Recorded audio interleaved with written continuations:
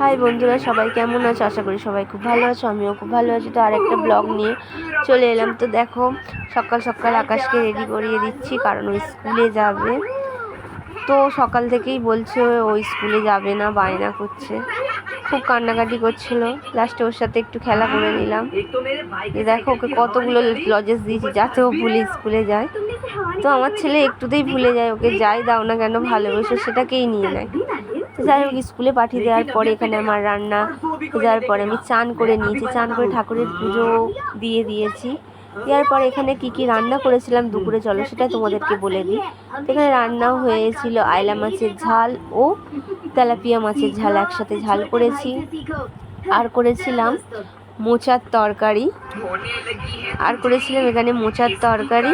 আর করেছিলাম আমার মামি শাশুড়িদের গাছের যুক্তি ফুল হয়েছিল, তো যুক্তি ফুল দিয়েছিল, যুক্তি ফুল ভাজা আর ভাত। তো ব্লগটা কেমন, কালকে একটু চকলেটের আইসক্রিম বসিয়েছিলাম, তো সেটাকেই দুপুরবেলা বার করে আকাশ স্কুল থেকে আসার পরে দু মায়ের বেটা একটু খেয়ে নিলাম। তো ব্লগটা কেমন লাগলো, আশা করি খুব ভালো লেগেছে। টাটা।